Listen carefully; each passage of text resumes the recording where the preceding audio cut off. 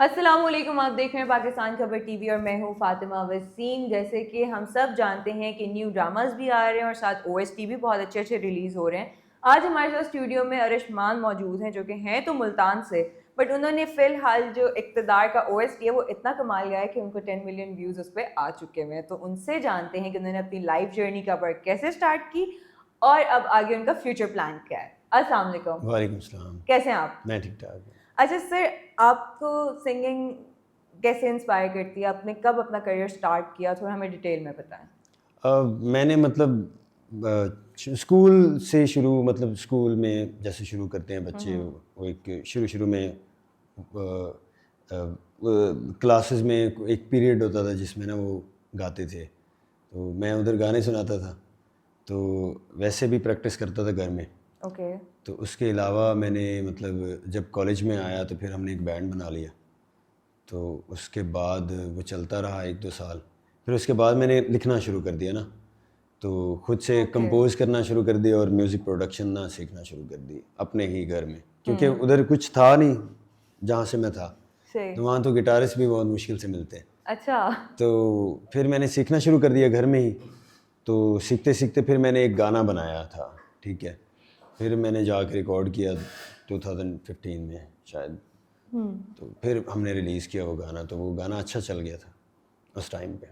अच्छा, उस टाइम पे वो गाना अच्छा चल गया था। तो कितना कितना टाइम देते थे अपनी प्रैक्टिस को, और पूरे दिन में लाइक पढ़ाई भी करते थे या सिर्फ म्यूजिक की नहीं, तरफ ही सिर्फ ध्यान था? म्यूज़िक की तरफ ध्यान था। घर वाले कुछ कहते नहीं थे?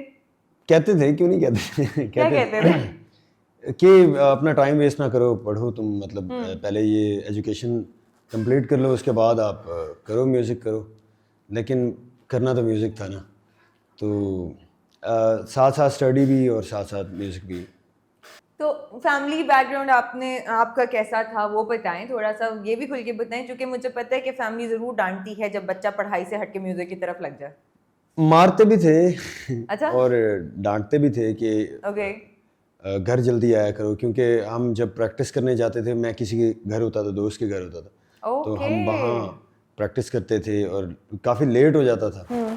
तो फिर वापस आना और दीवार के ऊपर से अब्बा न उठ जाएं, तो ये डर होता था कि जिस दिन अब्बा उठ जाते थे और दिन शामत होती थी। उस दिन फिर अच्छी खासी हो जाती थी। क्यों, अब्बा नहीं पसंद करते थे म्यूजिक? नहीं, अब्बा जी मेरे पसंद करते थे, शुरू में उन्होंने भी म्यूज़िक किया है थोड़ा सा ना, अच्छा। तो मैं काफ़ी कुछ उन्हीं से सीखा था ओके। म्यूज़िक के हवाले से। ओके। जब वो मूड में होते थे वो बताते थे कि यार ये ऐसे कर लो, ऐसे कर लो, ये सुर ऐसे होता है। वो मुझे जो इनिशियल चीज़ें थी उसके बारे में वो मुझे बताते थे, कॉर्ड्स प्रोग्रेशन के बारे में बताना कभी-कभी, तो कभी-कभी वो बीट के बारे में बताना कैसे बनती है, तो उनको पता था। लेकिन वो उसके बाद वो तबलीगी जमात में चले गए, अच्छा।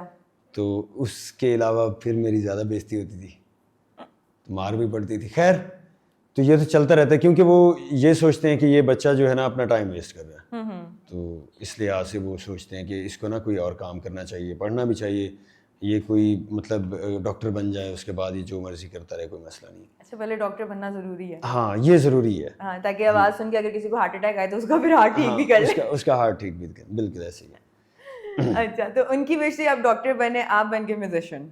हाँ, राइट। तो आपने अपना पहला ओएसटी कब रिलीज करवाया था? कहाँ, कौन से चैनल पे था? किस पहला गाने का पहला था? ओएसटी किस्मत था, और वो आज से 4 साल पहले रिलीज़ हुआ था, 2020 में शायद, तो हम टीवी से हुआ था। ओके। वो पहला ओएसटी था, उसके लिए मुझे बहुत कम पैसे मिले थे, लेकिन अच्छा। खैर कोई बात नहीं। अच्छा, तो किस चीज़ के पैसे बहुत कम मिले थे? हाँ, वो उस वक्त मेरा शौक था ना, मैंने करना था, मैंने सोचा हुआ था कि मैंने काम आई हैव करना। To achieve something. हाँ, मैंने करना है, मुझे पैसे नहीं चाहिए, मुझे फेम भी नहीं चाहिए, मैंने गाना करना है। क्योंकि ओह। मुझे शौक था एज अ प्लेबैक सिंगर का। उसके बाद आहिस्ता आहिस्ता मुझे पता चला, मेरे दोस्त थे अहमद भाई, अहमद अच्छा। शेख, जी जी। पीएमआई के ओनर है, तो उनने बोला कि फेस रिवील करो भाई, फेस रिवील करोगे तो तुम कुछ कर पाओगे, वरना कुछ नहीं हो सकेगा। फेस रिवील करना बहुत ज़रूरी है। तो सही बात है ना, लोगों को क्या हाँ, पता पर्दे के पीछे कौन है। हाँ बिल्कुल। तो अब जब हमने इक़्तिदार में उसका परफॉर्म किया था, तो वो परफॉर्मेंस बहुत ज़्यादा अभी भी इंडिया में ट्रेंड कर रही है, अभी भी। क्या बात है, इंडिया में हाँ। ट्रेंड करिए। हमें थोड़े से लाइक अब 2 या 3 या 4 लाइंस हाँ। इक़्तिदार की अगर हमें सुना दें। वार दिलों पे करते नहीं, जख्म जुदाई वाले भरते नहीं, खूने जिगर माफ कैसे करूं, मैं भूल जाऊं ये भी मुमकिन नहीं, एक दिल जो दर्द का मारा है, जो पास था वो सब हारा है, इस बात को कोई जाने ना, एक दुश्मन जान से प्यारा है, ख्वाबों का जहां बर्बाद हुआ। क्या बात है, ये तो वाकई टिकटॉक पे बड़ा ट्रेंडिंग है। मैं वैसे आज सुन रही हूँ फर्स्ट टाइम, और रील्स में मेरी काफी जगह पे लगी भी हुई है, बट बाकी मुझे नहीं पता था कि मैं लाइव आपको यहाँ पे कोई बात नहीं। ऑनेस्टली। तो इसके अलावा अब आपके और कौन से अपकमिंग न्यू प्रोजेक्ट्स हैं? दयारे यार आ रहा है, और कफस का अभी कंफर्म नहीं है कि वो कौन से चैनल का है, क्योंकि बाज़ औक़ात डायरेक्टर जो होते हैं ना वो ड्रामा सेल आउट करते हैं चैनल को।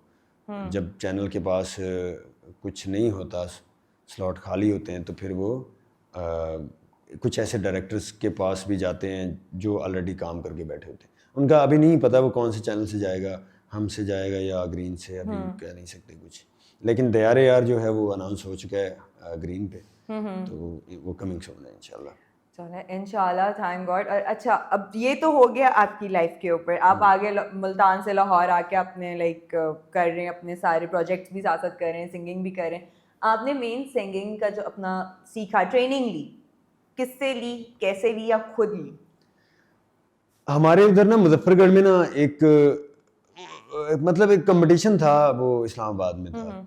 तो उनने मुझे बोला था कि आपने ना एक क्लासिक गाना है, दिलड़ी लुटी तय यार सजन, वो अताउल्ला साहब का है, तो वो आपने ना परफॉर्म करना है। अच्छा। तो उसकी जो एक बीट थी ना, वो मुझे समझ नहीं आ रही थी उस वक्त ना। तो मैंने कहा मैं किसी को ढूंढता हूँ, शायद मुझे को मिल जाए। तो एक बंदा मिला मुझे, तो मैं उसके पास गया। उसने कहा यार मैं तुम्हें सिखा दूंगा। मैंने कहा ठीक है, मैं कब से आऊँ? अभी 10-15 दिन पड़े हुए थे।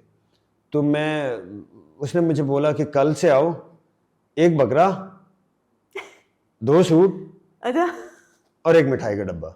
अच्छा। मैंने कहा यार एक बकरा, मैंने कहा बकरा चोरी करके आना है, या मैंने कहा यार मतलब कहाँ से लाऊं मैं इतने सारे पैसे बकरे के, आपको दूं आके? तो नहीं, कहता है ये उस्तादी और शागिर्दी का असूल है। अच्छा। मैंने कहा नहीं, उस्तादी शागिर्दी, थे। अब अगर वो मुझे बोलता कि आप आ जाओ कल से, तो शायद मैं उसका शागिर्द बन जाता। मैंने कहा नहीं, शागिर्द नहीं बनना, वैसे अगर सिखा दे तो बता दें, शागिर्दी मैंने आना ही नहीं है, मतलब मुझे मना किया हुआ है। मैंने कहा मेरे पीर है, उन्होंने मुझे मना किया हुआ कि किसी और की शागिर्दी में नहीं जाना। तो उसने कहा फिर तो नहीं हो सकता, अगर कल बकरा और 2 सूट और एक मिठाई का डब्बा लाओगे। मैंने कहा यार ये क्या है? तो मैं घर गया, तो मैंने खुद से सीखना शुरू कर दिया ना। फिर मैंने मतलब वहाँ और कोई था ही नहीं इतना बड़ा सिंगर, ना कोई स्टूडियो ना कुछ। तो वैसे बेसिकली मैं बलूच फैमिली से हूँ। अच्छा। तो उनके लिए भी काफ़ी मसला होता है बलूचों के लिए ना म्यूज़िक करना। तो एक दफ़ा जब मैं ये कंपटीशन सलाम पाकिस्तान में जा रहा था ना, तो मैंने ना एक मिली नगमा लिखवाना था। तो हमारे उधर के ना बलूच शायर हैं, तो मैं उनके पास गया, लेकिन उनने मुझे बोला कि यार ये क्या काम शुरू कर दिया, मतलब तुम गन्स उठाओ, तुम किन चक्रों में पड़ गए हो? मैंने कहा मैंने सर अब माइक उठा लिया, मुझे गाना नहीं, गाना आपको नहीं लिख दूंगा, सबको लिख दूंगा, लेकिन बलोच को नहीं लिख दूंगा, ये गुस्ताखी हो जाएगी। मैंने कहा चले ठीक। फिर मैंने आगे खुद लिखा। ये भी बड़ा मसले होते हैं, क्योंकि हमारे गाँव में बड़ा बातें होती हैं कि यार ये क्या कर रहा है, ये क्यों कर रहा है ऐसा। तो खैर अब तो नहीं करते, अब तो फिर जो करना था कर लिया। तो ये आपका पहला एक्सपीरियंस था। कोई शागिर्द बनाने को तैयार था, तो एक बकरा लाना, 2 सूट लाना। 2 सूट लाने थे। ये लाना जरूरी था। वहाँ का शायद है ट्रेंड, लेकिन मुझे नहीं पता था, मैं पहली दफ़ा निकला था बाहर। तो अच्छा, तो फिर मोरल ऑफ द स्टोरी, कैसे सीखा, क्या ट्रेनिंग की, कितना टाइम दिया उसको, और कैसे जाके परफॉर्म किया, क्या अप्रिसिएशन मिली? मैं तकरीबन 2 घंटे बैठता था अपने पीसी पे, जहाँ पर मैंने सेटअप लगाया हुआ था। तो वहाँ पर ना मैं तकरीबन 2 घंटे तो मैं प्रैक्टिस करता था उसके ऊपर ना, ठीक है। कि म्यूज़िक कैसे बनाना होता है, म्यूज़िक कैसे बीट कैसे बनती है, कॉर्ड्स कैसे बनते हैं, कॉर्ड कैसे निकालने होते हैं, किसी भी गाने की स्केल कैसे पता करने होते हैं, मतलब कोई गाना है तो उसका स्केल कैसे पता, ये सारी चीज़ें पहले बेसिक में सीखता रहा, 2-2 घंटे 3-3 घंटे, मतलब ऐसा होता था कि रात सारी बैठा रहता था, रात सारी लग जाती थी, मतलब सुबह काम नहीं कर सकता, शोर होता था, तो रात को ज़्यादा मोस्टली ना मैं सारी रात जागता, अभी भी आदत है जागने की, वही बचपन से लगी है, अभी भी आदत है। सही। तो फिर जब आपने परफॉर्म किया जाके तो क्या अप्रिसिएशन मिली फॉर द फर्स्ट टाइम? बहुत ज़बरदस्त। उसके मेरा पहला गाना था, उसके 10 मिलियन व्यूज़ हुए थे उस टाइम पे, जब लोग कवर कर रहे थे तो मैं अपने ओरिजिनल पे काम कर रहा था। क्या बात है। तो शुरू जो मुझे मतलब जहाँ से शुरू हुई हम टीवी आया, वो उसी गाने की वजह से आया था। कि पहले तो लोग समझ रहे थे कि ये कोई इंडियन सिंगर है, क्योंकि 3AM मूवी पे किसी ने लगा के पोस्ट कर दिया था, उसके मेरे गाने से ज़्यादा व्यूज़ थे, तो लोग ज़्यादा समझ रहे थे कि ये इंडियन सिंगर ही है। तो उनको बताना, उनको समझाना कि पाकिस्तानी हूँ, ये बड़ा मसला था। राइट।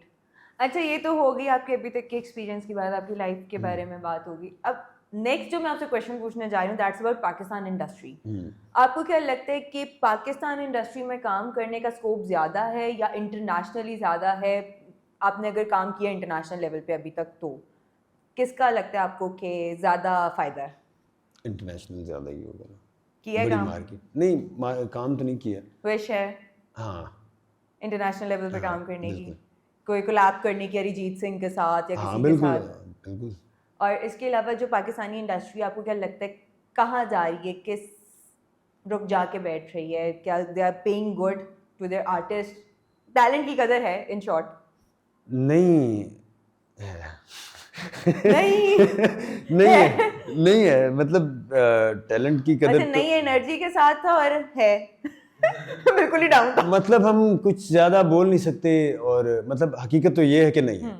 ठीक है, आर्टिस्ट का बस अगर कोई प्लेबैक सिंगर है तो वो प्लेबैक सिंगर ही रहेगा, ओके। वो उसका कभी फ्रंट पे नहीं आएगा, फेस रिवील नहीं होगा, मेन स्ट्रीम पे नहीं आएगा, उससे बस गाना लिया जाएगा। चैनल वालों को नहीं पता होता ये गाना किसने गाया, सीरियसली?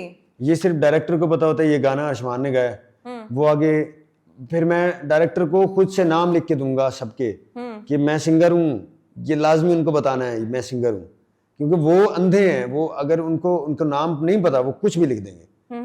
अभी एक चैनल है, बहुत बड़ा चैनल है, मैं नाम नहीं लेता उसका, ऑब्वियसली। तो उन्होंने, जब मैंने उन्हें गाना दिया था 3 साल पहले, तो उन्होंने पोस्ट किया था अपने चैनल पे, और मतलब मेरा नाम था। ठीक है। तो अभी जब इक़्तिदार मेरा थोड़ा वायरल हुआ है, तो उन्होंने भी मेरा गाना पोस्ट किया है, लेकिन उनको पता नहीं था कि ये सिंगर कौन है। ओके।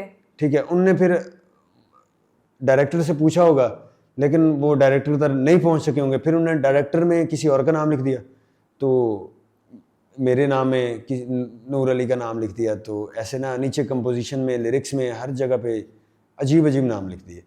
तो मैंने वो भेजा बॉस को, मैंने कहा सर ये देखें, ये तो नाम ही नहीं लिखा। कहते हैं यार ये तो 3,000 साल पुरानी बात तुम अब लेकर, मेरा खुद का नाम नहीं लिखा हुआ उन्होंने। मतलब वो चैनल जो होता है उसको पता नहीं होता ये किसका गाना है, कौन गा रहा है, कौन मतलब क्रेडिट आपको नहीं मिलता, कोई और क्रेडिट ले जाता है। अभी जिनके जो म्यूजिक करते हैं उनका तो नाम ही नहीं है ना, उनका नाम ही नहीं आया। नीचे जिसने ड्रामा लिखा उसका नाम आया, जो एक्टर है उनका नाम आया।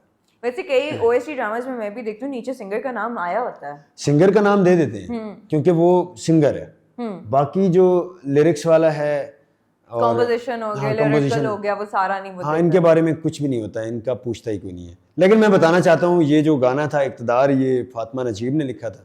अच्छा। जो जिनने आतिफ असलम का लिखा था संगेमा। बहुत अच्छी राइटर हैं, बहुत बड़ी राइटर है। तो मतलब जब ये गाना हम लिख रहे थे तो उनने बोला था कि कुछ ऐसी लाइंस हैं मेरे पास जो ना अवाम को जाके हिट करेंगी। एक दिल जो दर्द का मारा, हाँ, वही हिट कर गया। और वो वैसे तो सारे दिल ही मारे हुए। वो सारा गाना बहुत आउट क्लास है, लेकिन वो जो लाइंस हैं वो आपके सामने है। राइट। नहीं, ये हैं कुछ लाइंस ऐसी हैं जो वाकई ही सारे, चूंकि दिलों के टूटे हुए लोग यहाँ पे साथ बैठे हुए हमारी इर्द गिर्द जितनी भी सराउंडिंग्स में देखें, तो ये बहुत ही हिट की है। बहुत ज़्यादा ये हुआ है इसका ना। सही। तो अब आपको जो नए प्रोजेक्ट्स मिल रहे हैं, do you think are they paying you good? Credit कितना मिला अभी तक? डेबिट तो चले हो गया ना, क्रेडिट कितना मिला वो दसो। नहीं मतलब सही मिल जाता है। वैसे आपका मेरे ख्याल में ये एक सॉन्ग आपका अवार्ड्स में भी हुआ था nominate, right? But I didn't saw you over there.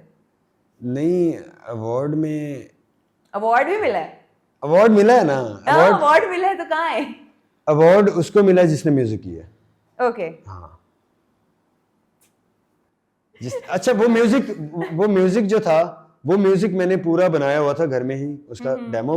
अब मैं अगर हम कोई चैनल आता है हमारे पास, तो हम पहले उनको डेमो देते हैं कि ये हम बना रहे हैं। तो उनने मुझे बोला कि हमें गाना चाहिए ऐसा, तो मैंने उनको ना उस तरह का बना के डेमो भेजा। उन्होंने कहा ये अप्रूव्ड है, ये आ जाओ। अब जो डेमो में म्यूजिक होता है ना, वो ऑलमोस्ट कंप्लीट होता है। उसमें बस फिलिंग करनी होती है और अच्छे वोकल करने होते हैं और देना होता है चैनल को। मैंने वो म्यूजिक पूरा जाके उन भाई साहब को दिया। मैंने कहा ये गाना है, ये सीक्वेंस है, ये बनाना है। उनने वही उठा के अपने सिस्टम में डाला, उसकी वेव्स अपने सिस्टम में डाली, उसको अच्छा किया थोड़ा सा, जैसे वो भी मैंने भी करना था। तो मुझे डायरेक्टर ने कहा कि आपने यहाँ आके रिकॉर्ड करना है। ओके। तो वो अनाउंस हो गया और वो जाके किसी और को मिल गया। मुझे बाद में पता चला कि ये भी होता है। मैं वॉइस ओवर आर्टिस्ट रह गया और कोई और कहते अपनी शक्ल रिवील कर देनी चाहिए, जो कि आपका इसलिए अहमद भाई कहते थे कि शक्ल रिवील करना लाजमी है। सही कहते थे। हाँ अभी भी कहते हैं और कहते हैं और सही कहते हैं। तो अरिशमान, आपकी लाइफ स्टोरी भी जानी, बलोच फैमिली में से आप बिलोंग करते हो, ऑब्वियसली ट्राइबल एरिया है वो थोड़ा सा, तो आपके लिए बहुत मुश्किल भी आपने फेस की होगी। कभी कोई ऐसे आपने पीटीआई के लिए कोई किया प्रोजेक्ट? नहीं नहीं मतलब किया नहीं है कभी। पीटीआई के लिए कोई नहीं किया, लेकिन कोशिश थी कि करूं, लेकिन नहीं कर सका। पता चले वो आपको भी उठा के ले जाते। हाँ बस फिर ये ना आता। फिर ये ना आता। और इसके अलावा आपने कौन कौन से मेगा प्रोजेक्ट्स अभी तक किए हैं? आप बता रहे थे कि मुल्तान सुल्तान के लिए भी आपने हाँ मुल्तान सुल्तान का भी किया था हमने। मुल्तान सुल्तान का एंथम किया था हमने। मुल्तान सुल्तान के 2 किए थे एंथम। ओके। 21 और 22 वाला। और उसके अलावा सलाम पाकिस्तान विन किया था। ओके। इसका अवार्ड नहीं मिला क्योंकि पैसे नहीं आए। वो अभी तक उसका कोई पता नहीं है, लेकिन हमने जीता है। हम कह सकते हैं हमने जीता है, लेकिन हमें पता नहीं है। हम किसी को दिखा नहीं सकते कि हमने यहाँ पे जीता है। तो उनने वो कैंपेन थी वो भी डिलीट कर दी अपने पेजेस से, कि हम किसी को बता ही नहीं सके कि ये कभी हुआ था। अच्छा। और हमने जीता था। हाँ, ताकि जो बजट आए वो हम अपनी जेब में डालें। वो हम अपनी जेब में डालें और अवार्ड भी ना आए। और अवार्ड भी ना आए। तो खैर कोई बात नहीं है, पाकिस्तान है, क्या कर सकते हैं। कुछ भी हो। लेकिन अवार्ड एक वो नहीं है। आपका मकसद अवार्ड लेना नहीं है। आपका मकसद है कुछ करके जाना है, कि आपको याद रखा जाए। So Arishman, thank you so much. I hope आपको पॉडकास्ट में मजा आया होगा। बहुत तो ये आपका पहला एक्सपीरियंस था, और इसी के साथ दीजिए मुझे इजाजत। इंशाल्लाह जल्द हाजिर होंगी, तब तक के लिए अल्लाह हाफिज।